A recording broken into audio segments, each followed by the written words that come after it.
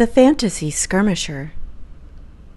Hi everyone, welcome back to the Fantasy Skirmisher. This is Nevin, and today we're going to take a look at a fantasy skirmish game called Freeblades. And I liken this to Infinity in that the full rule book is 300 pages long and does not include the lore.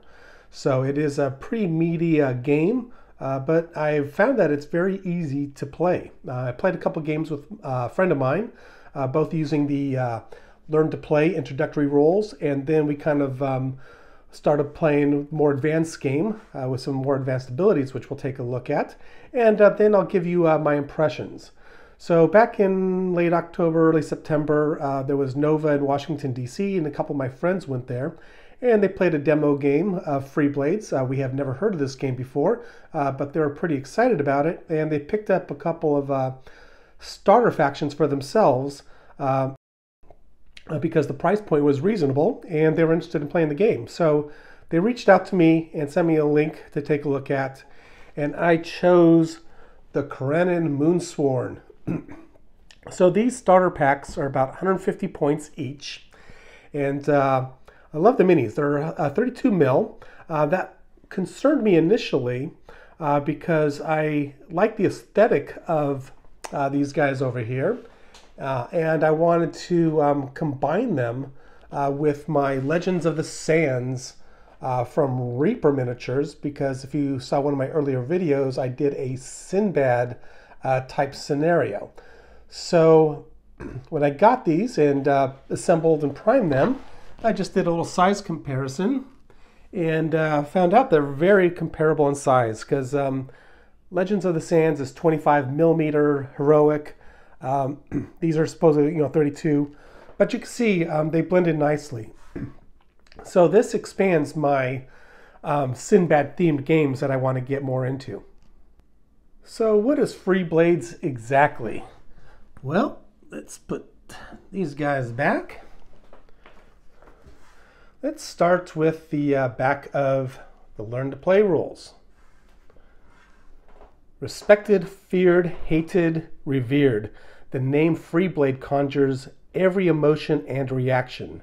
To some, Freeblades are heroes, forging glorious legend with their deeds and might of valor. To others, they are vile villains, hiding behind their warrants and using them as shields to commit every sort of depraved atrocity. Freeblades are fortune hunters who operate under a warrant from one of Phalon's many factions. So Phalon is the world where Freeblade takes place in. A Freeblade warrant allows the holder to do whatever it takes to accomplish the mission, so long as the patron is not held responsible. Freeblades gather into free bands to accomplish the tasks that their patrons set out for them. In return, the free band receives a share of any plunder or profit and can expect protection once back inside the faction's borders, if they make it there. Freeblades is a fantasy skirmish game set in the exciting and perilous world of Phalon. The game pits beautifully sculpted models portraying captivating characters against each other on dangerous missions. The missions feature cruel creatures, evil enemies, and rich rewards. All of this makes use of our tiered dice system, which provides unique and subtle gameplay challenges that will bring you back to the table again and again. Seriously though, that Golot will not be terribly forgiving. If you're going to insist on tangling with him, you'd be well advised to be prepared. If a spike is what you need, you've already lost. So Freeblades is designed by DGS Games, and you can find them at www.dgsgames.com. When I do a search, sometimes it's kind of hard to find this website, but it is there, and it's got a wealth of materials, support materials that you could use for this game. So I finally got my warband painted up, the Karanin Moonsworn, and let's take a look. And the back of the box explains what the models are, so I'll put that for reference. So this right here is my black spear. He's kind of like my tank, I've learned. And then we've got the red spear. We've got Coromand's Shadow.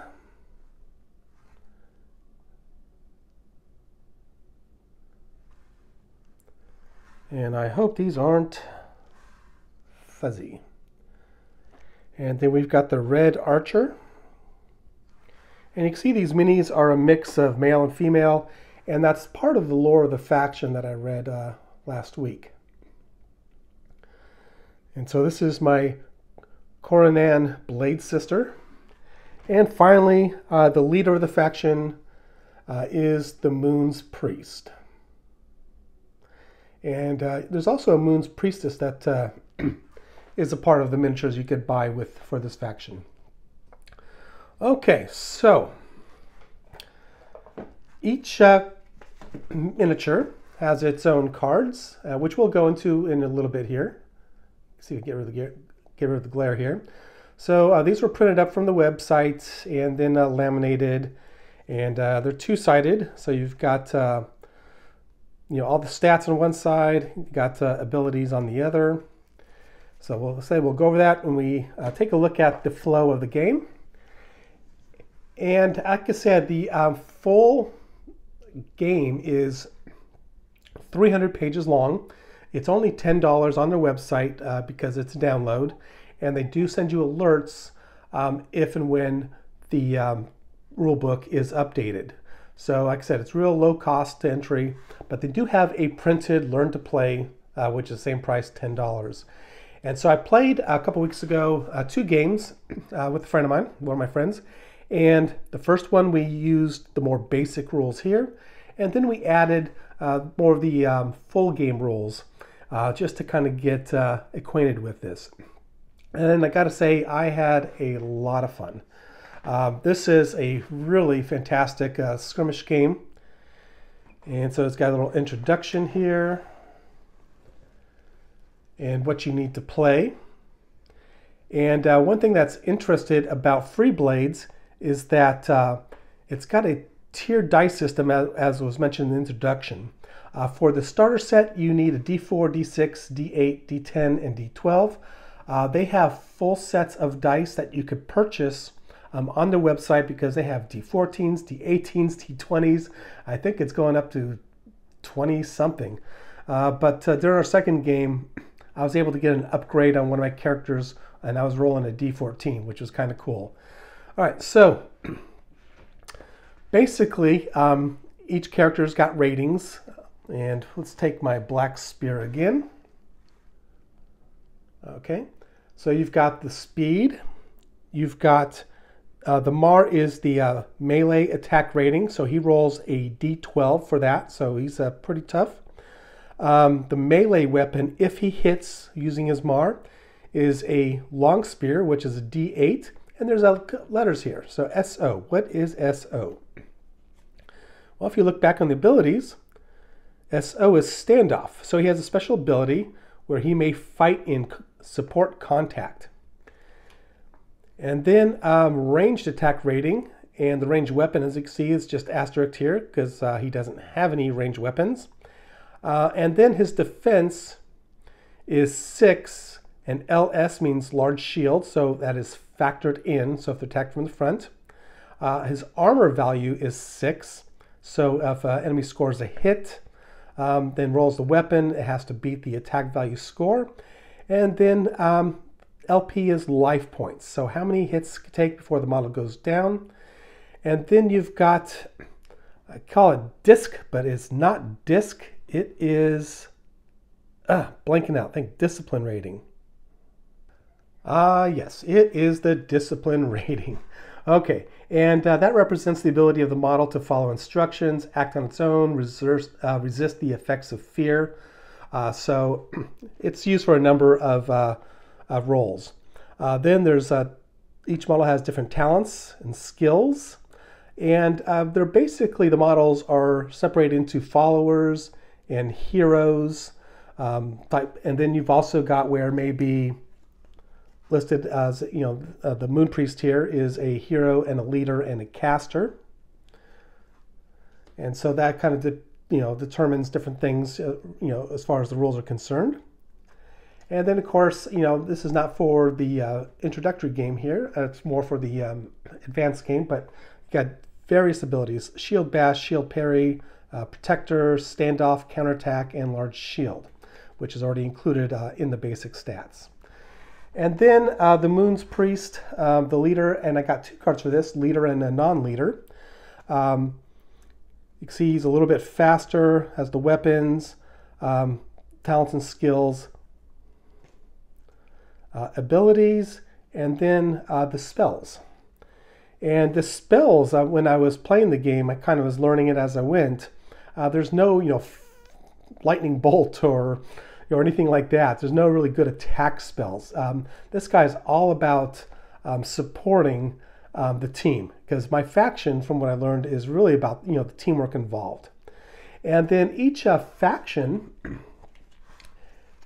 has its own reference rules, which includes a faction-themed rule. So for the Khoronan, it's as one, and a faction hero within 1 inch of another faction hero is +1 to melee damage.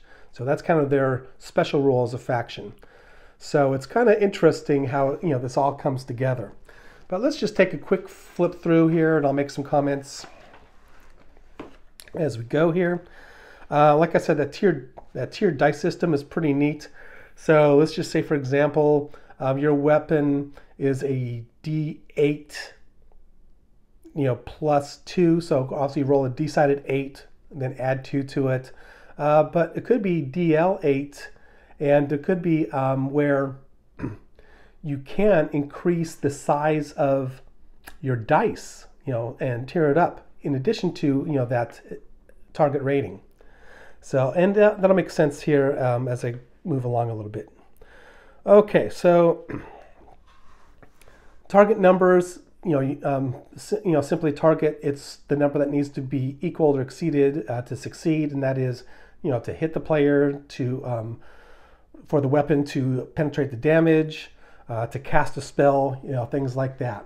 And also, this game uses spikes, or basically it's exploding dice. So if you roll, say, we'll use the example here. If a player rolls a d6 that results in a 6, and then rolls another 6, and another 6, and then finally rolls a 3, the result would be 21, because it would be 6 plus 6 plus 6 plus 3. So that's kind of neat. I've always liked exploding dice mechanics in various games. And through spikes, you might be able to get a critical hit, which if you get over a target number, which I believe is 10, then you can get a fate stone. And a fate stone is attributed to the player who achieved it, or I should say the miniature, and they could use that, cash it in for rerolls. There are critical successes, like I said, with target 10, which gives you the fate stones. You could cash in a couple fate stones for a destiny stone, and then that becomes a token that can be used for the entire team, not just that individual mini. All right, so basic rules here has basic concepts, and I'm going to change this camera angle a little bit here, just so we can look down on this a little bit better. All right. Game basics, which we talked about, like the model stat line, I already went over that. So here's the sequence of play on page 9. You start with the events phase, and events phase, you determine initiative, things like that. Then you go into the magic phase. And what's interesting, so say I got the initiative and my Moon's Priest casts a spell. Well, if the other enemy caster is within range, he could try to counter that. And so there is kind of some back and forth reactions in this game, which I really like. After the magic phase, the player with the initiative moves all the models. And then after that, there's shooting, then melee, and then the end phase. And so like turn 1 spell effects are removed. You check for broken free bands because they can break as they start taking casualties, and you determine victory based on the scenario. And we've talked about the tests, about rolling and critical hits, but pages 10 and 11 covers tests. Sometimes there's going to be opposed tests. So opposed rolls depending on what the situation is. So it says here, a very common type of opposed test is where the opposer is employing a talent to stop the actor from succeeding. You know, for example, a parry roll is a good example. A parry is an ability where you try to fend off an attack. Magic, you've got the caster rating, and like I said, there are counter spells that can be employed. In the basic game, there's only 3 spells: help, heal, and hurt. So help, target model is a +2 dice level to the MAR or the RAR, meaning melee or ranged, for the remainder of the turn. So that's how you could move up from, let's say, a D10, to a D14 dice. Then there's heal. You could heal 1 life point that has been lost, or you can hurt another model, suffers damage test with a D6 damage rating. Now movement, there's different types of movement. You have maneuver, sprint, and charge. And there is a charge bonus if you make contact with the model, +1 melee to damage rolls.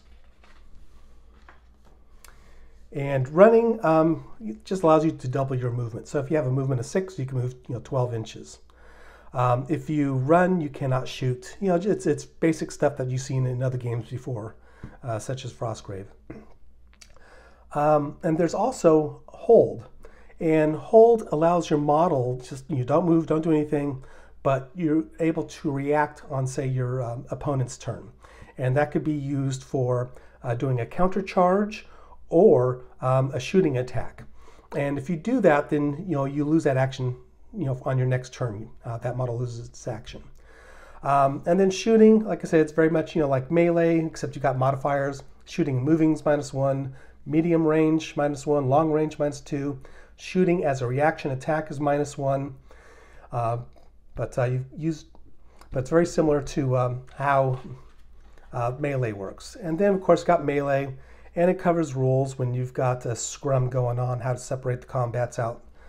And response talents such as dodge and parry, because there's very few talents in the basic game that you do use, which are on the last page of rules, which is page 18. So you got the talents list: die hard, dodge, and parry. And then it has a first skirmish scenario, which is what we played. And then it has a first free band stats summary. And so this is a real basic stats that replace these cards here. And then it also shows like what type of heroes they are. So you can see just all the different factions, and this doesn't include all of them because my faction is not listed in the basic rules here, so it must have come afterwards. But one of my friends picked Black Rose Bandits here. But the friend I played against has the Trazerite Crusaders, and it also kind of has a Near East, Middle East feel to it, which he also had in mind because of my Legends in the Sands, my Sinbad theme miniatures that I started building. And so therefore we'll be able to have larger battles using other game systems such as 7TV Fantasy. But you could just see here lots of different factions to choose from. And each faction plays differently. And if you go to their website, you can download things like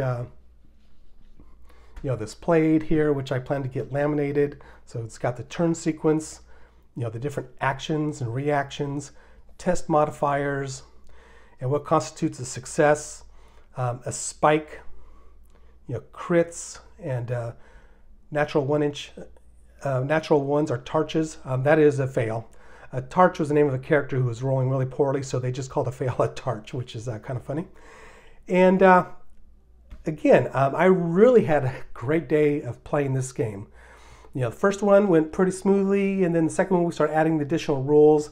What slowed us down a little bit was just trying to learn our characters, just because there's just so much here. And then if I wasn't familiar with or needed some clarification on what an ability was, then my friend would look up in the rule book on his device to see what it was. I did not have a chance to review the advanced rules just because I downloaded to a thumb drive, which I brought to a friend's house so they could print up some cards for me. And so I didn't have a chance to look at it. But even with that, I was just able to reference the cards. And towards the end of that second scenario, the turns are moving very quickly. And so again, I really just love the miniatures. I like the world building that's being created on their website. They have a role-playing game now that takes place in this world. And so I've been interested in that, just for all the background world building information. And also on the website lists each faction and just gives a little bit of background about who they are and just the style of play that they have. So again, this is Freeblades, and this is a game I highly recommend you looking into, and we'll definitely post some more content on this as we get deeper into the game. All right, guys, thank you for watching the Fantasy Skirmisher. Bye-bye. Don't forget to like and subscribe. Thanks for watching.